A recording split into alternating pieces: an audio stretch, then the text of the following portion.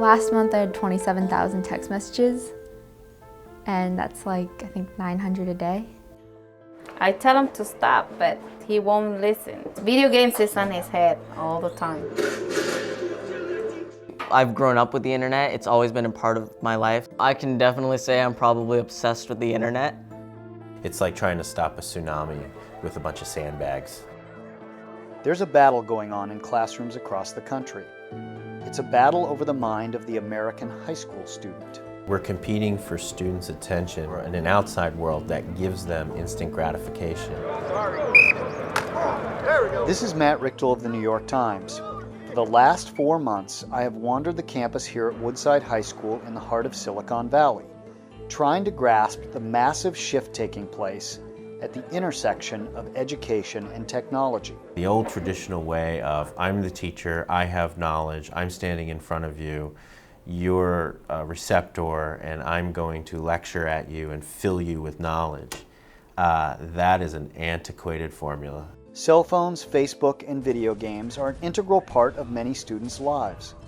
But we are only beginning to understand how these technologies condition young people to expect immediate gratification and constant stimulation, and give them a kind of intoxication that comes from getting constant bursts of information. I think the fact that my mind knows that the information is there, it just wants to get more, and it knows that there's nothing stopping me from doing that. I could really be enjoying a book, but then in the back of my mind, there's this sense that I want to switch back to the phone for a minute. I remember when I was in like 6th grade, I only had an email, and it was slow response. You'd send an email, and then 2 days later, you'd get one back. But now it's like, oh, I can get a text back in a minute. Initially, Woodside, like other schools, tried to restrict all use of cell phones on campus. I got to a point walking through campus where I couldn't get from point A to point B without confiscating 15 phones. And my interactions with students were very negative.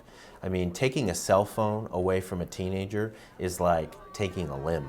And so, like schools across the country, Woodside is struggling to find a balance between the thrill of immediate gratification and the rigor and discipline of traditional education.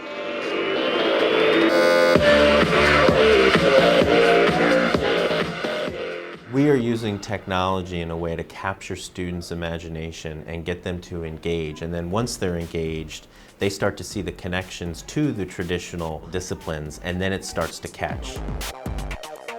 At Woodside, educators are trying to meet kids on their own technological turf and to teach them with 21st century tools. In this respect, computers are both the enemy and the great ally.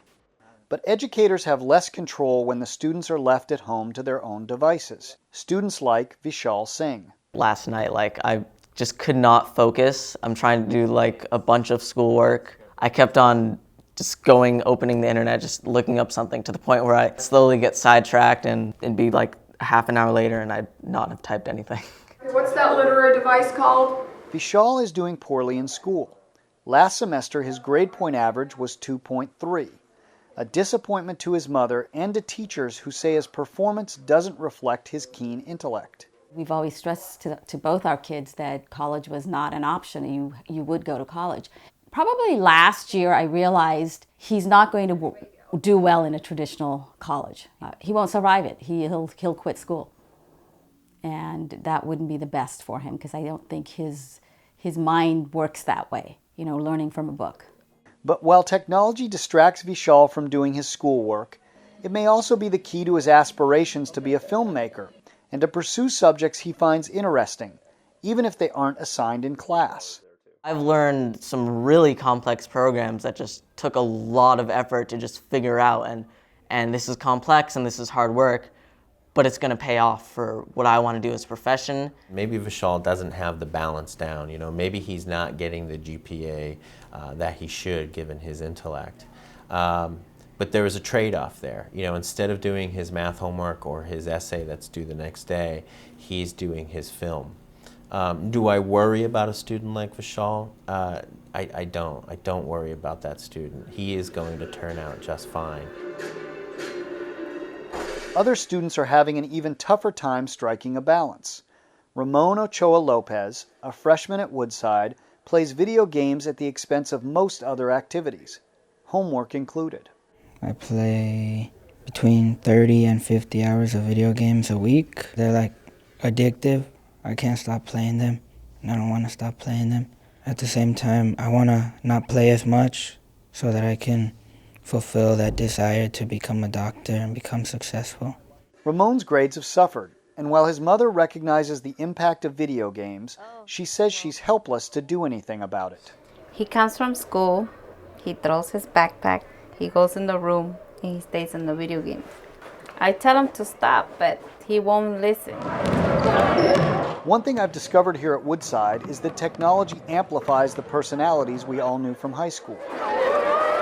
The social butterfly, for example, who today finds rapture in Facebook or in texting. This is my iPhone. It's like my baby. I can't live without it. The researchers I've talked to point to mounting evidence that heavy technology use impacts not just behavior, but also the brain. As students spend more of their attention on text messaging, Facebook, or video games, their brains are deprived of much-needed downtime. Critical moments of rest that allow the brain to synthesize information and to make connections between ideas. And because their brains are still developing, they have more trouble than adults with setting priorities, ignoring the pleading ping of their texts and Facebook status updates, and instead focusing on school. I do not have a cell phone. Then there is sophomore Nicholas Michel, who says he avoids most social technology. I just don't really see a point in using Facebook when I could be doing other things with my time. School is very important to me. For last semester, I had straight A's. At a time when the onrush of information into our daily lives shows no sign of slowing, the need to understand technology's impact on young minds is more important than ever. It's interesting then that as leaders here look to the future, it is from the past they seem to draw inspiration. I think you always have to apply the Greek ideal of moderation. In a world in which students are used to getting what they want in a moment, we have to teach students that there is value in applying yourself and not getting everything you want immediately, but working steadily towards a goal.